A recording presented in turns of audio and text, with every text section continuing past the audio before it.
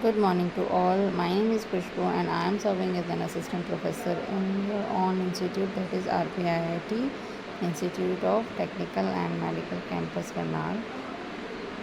I welcome you all on our RPIIT YouTube channel, that is RPIIT Academics. So today we are going to discuss about the working principle of induction motor. The working of an induction motor is based on the principle of electromagnetic induction. तो ये हमने पहले भी discuss किया है। जो हमारा working principle है वो इंडक्शन मोटर का होता है electromagnetic induction. In an induction there are two winding, there जो हम दो वाइंडिंग इसमें यूज़ करते हैं वो होती है, एक स्टेटर वाइंडिंग होती है and the other is rotor winding. The input AC supply is connected to the stator winding and the current flowing in the stator winding produces the magnetic flux. जैसे ही हम लोग इलेक्ट्रिसिटी देंगे stator winding को तो magnetic flux बनेगा and the magnetic flux is usually rotating. और ये जो मैग्नेटिक फ्लक्स होता है रोटेटिंग होता है, इसे हम रोटेटिंग मैग्नेटिक फील्ड भी बोलते हैं। The rotor winding of the induction motor is a short circuit winding. जो हमारी रोटर की वाइंडिंग होती है शॉर्ट सर्किट वाइंडिंग होती है। The rotating magnetic field from the stator cut the short circuited conductor of the rotor winding. According to Faraday's law of electromagnetic induction, an EMF is induced in the rotor circuit which causes a current to flow through it. When the current flows through the rotor winding, another magnetic flux being produced in the machine. जैसे ही हमारा current rotate करेगा, current flow करेगा rotor winding से, एक और flux बनेगा machine के अंदर and therefore two magnetic flux inside the induction motor. एक स्टेटर फ्लक्स होगा एंड एक रोटर फ्लक्स होगा। दो टाइप के फ्लक्स बनेंगे, एक स्टेटर फ्लक्स होगा and other will be the rotor flux.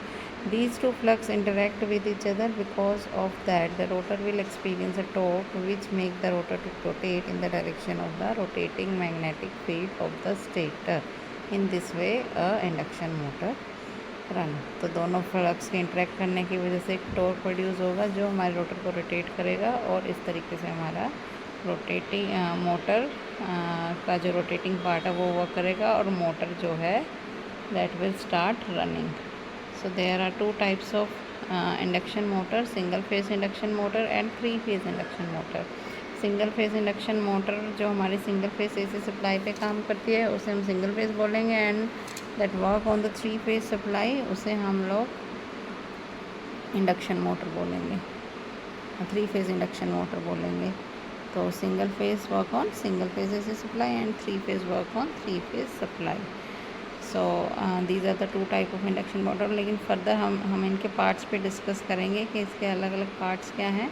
But first of all हम इसके एडवांटेजेस देख लेते हैं। तो some major advantages of induction motor are: induction motor have simple and rushed conduction, they are relatively less expensive, they have relatively high efficiency and they can be designed to have a characteristic to meet the industrial requirement and they require little maintenance करने की भी कम ज़रूरत पड़ती है, highly efficient होती है, less expensive होती है। ज़्यादातर जो हमारी डे टू डे लाइफ में यूज़ होती है वो इंडक्शन मोटर ही यूज़ होती है।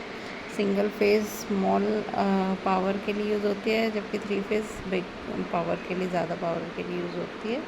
तो these are the advantages. Disadvantages क्या है? The speed of the induction motor can be change easily because they are essentially constant speed motor.